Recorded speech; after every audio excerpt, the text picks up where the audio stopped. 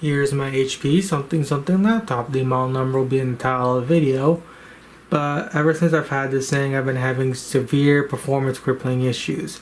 I've posted quite a few videos about this in the past, but I want to try to make this one a bit more coherent and consistent and also be a lot more shorter, i.e. under 10 minutes. So what I'm going to do is I'm just going to play a little bit of Halo MCC.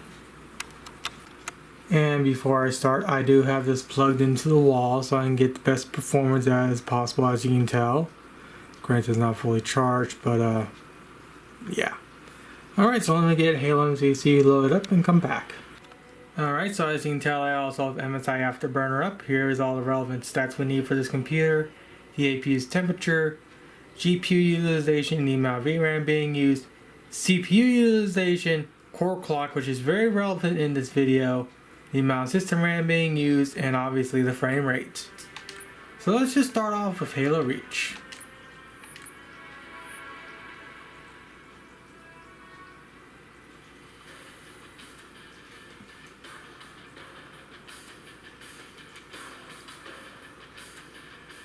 As you can tell, everything's normal, temperature is fairly hot, but that's to be expected.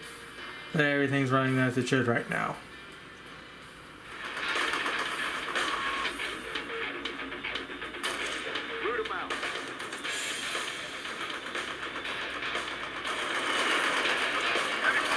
And that right there is the performance crippling issues that I'm talking about. The instant I loaded in, the core clock went down to 400 megahertz, and the game is basically rendered unplayable. And as you can tell, it's continuing to do this over and over again. And if it was a thermal throttling issue, it would be doing it when the temperature is a lot more higher. When the temperature is relatively cool considering what I'm running right now.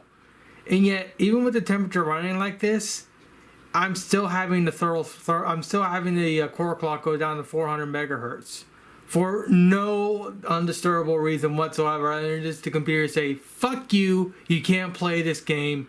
I'm gonna make it unplayable for you." And again, the only solution I had to resolve this issue is to hard restart the computer.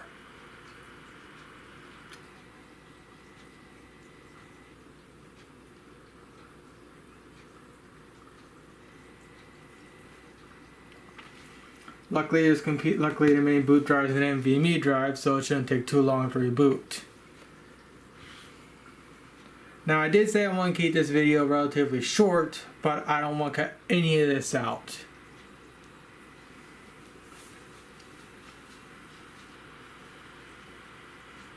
But I will put a little skip somewhere in the post edit so you can know where to skip to if you don't want to wait for me to start up Halo MCC again, because I gotta let this computer sit for about like a minute or so to let everything fully get all set up. Yeah, it's still loading shit.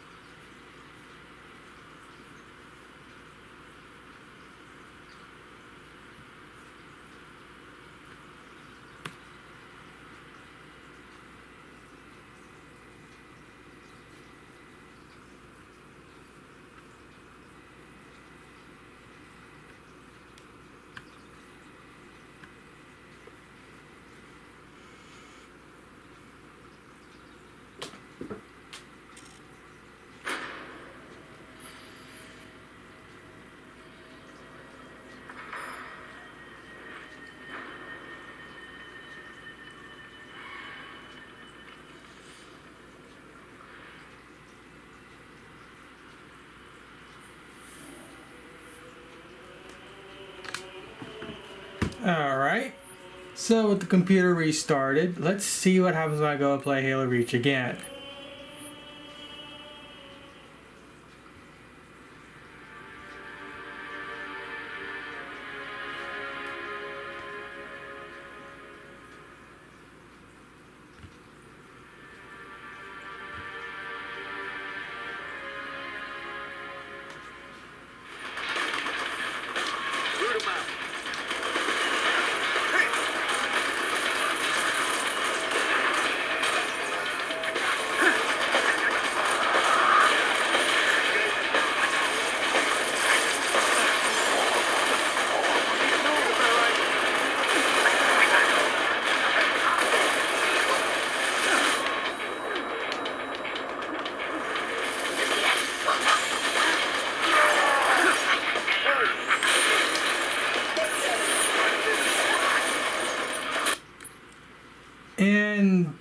Simply put, I can stop the video here because I proved my point.